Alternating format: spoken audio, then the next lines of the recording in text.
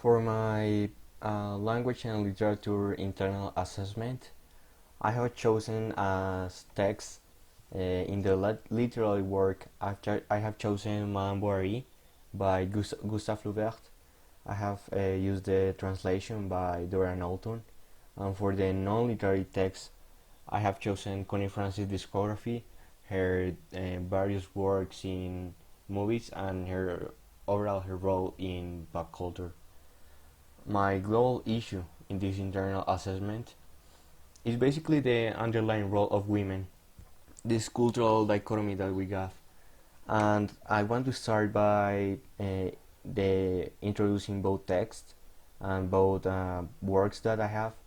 So let's start by saying that Madame Bovary is a classic representative not only of the 19th century literature but overall of the realism literature movement that um, Manbury gave life to.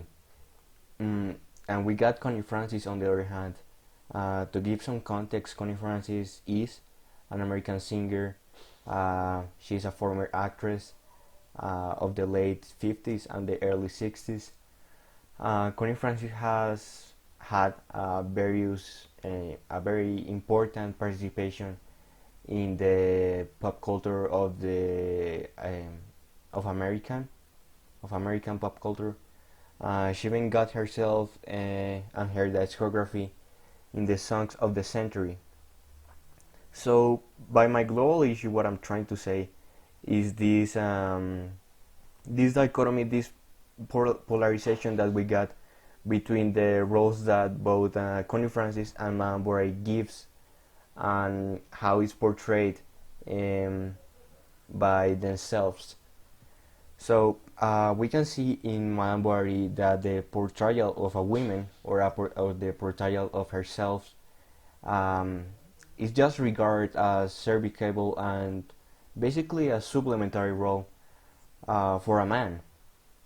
Um, Women are regarded as objects, and we can see the idealistic principles, the fundaments or the base for the Cinderella complex. And I want to further down in this Cinderella complex.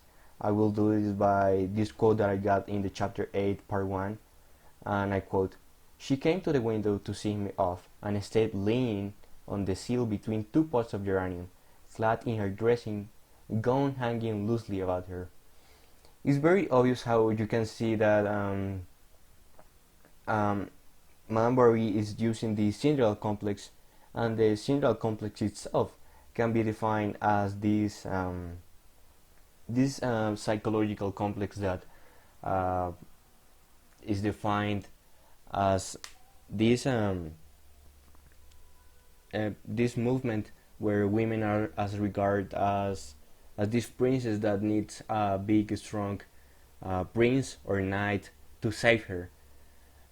This is a real complex that is in a socio-cultural paradigm, and is represented by Madame Bovary in her actions.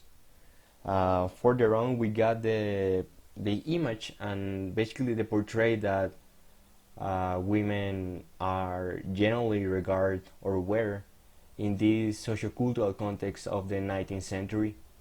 Mm, and basically the image that Madame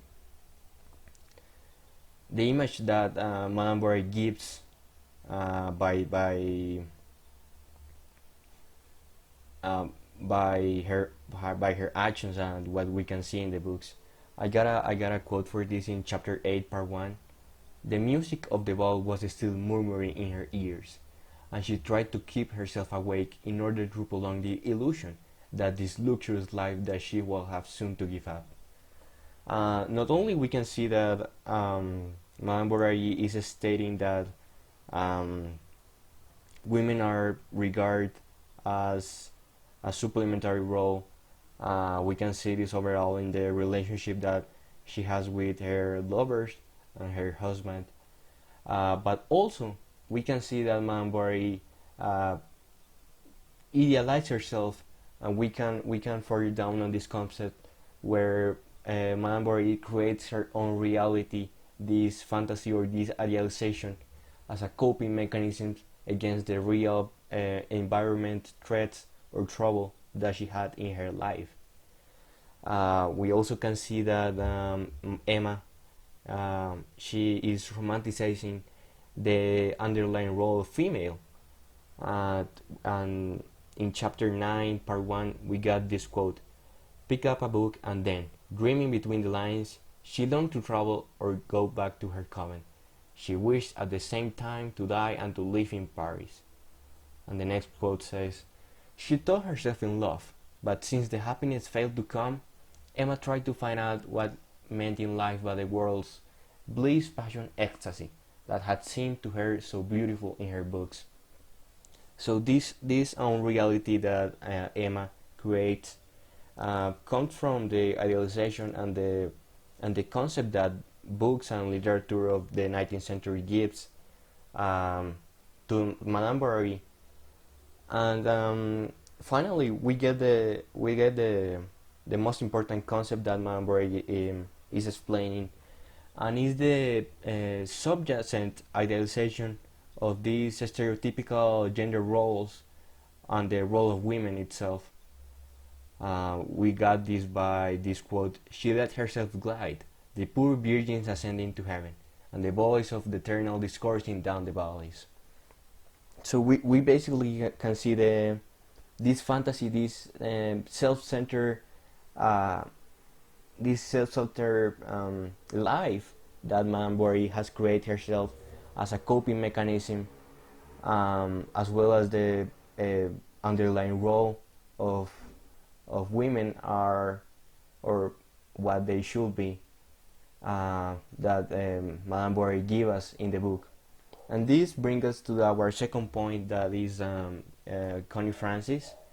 We got the lyrics in the song, there are still a few good love songs left in me, where she addressed empowerment of herself, um, and to put it down in a context, she had a very rough environment in her career, in her singer and actress career. She was raped. Her brother was assassinated by the mafia, and later on her life, she was diagnosed with maniac depression, as well as the discography MGM ending her contract with Connie Francis in 1969. So she was on her own, and is still on her own. Um, but we can see that in this song, she provides the mean to show that this realistic idealization is not an adequate coping mechanism, adverse of what we can see with Madame Bovary. Um, this brings us to our other point, that is the movie Where the Boys Are. This is a movie from the 1960s. It's an American film, and this is important because we can see that Where the Boys Are is one of the first teen films to really explore the adolescent sexuality among the American youth. This movie was co-starred by Connie Francis. The title song and various songs in the movie um, was wrote and sung by her. She had a very important role in this movie, and this movie is so important to the American youth of the 60s because of this depiction of sexuality that is trying to teach. Um, Now these teachings were obscured by the second wave feminism. We can see overall that Connie Francis is breaking this, is having a breakthrough in the romanticizing role of the female, and we can see that she breaks through this social paradigm American culture of the 60s.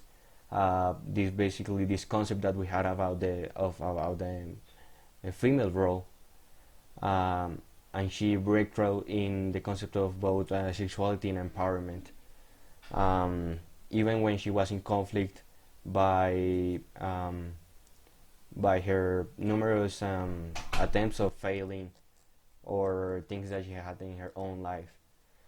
In conclusion, it's very obvious to see how we have this total polarity and this contrast between both Connie Francis and Madame Bovary, where both of them, is very important to say this, that both of them they undergo this difficulty in her environment, these threats, um, but what is really important is that Connie Francis empowers herself, um, adverse of what we can see with Madame Bovary, where Madame Bovary, with this still self-centered idealization, is what really brings her to her own doom and her own tragedy made by herself.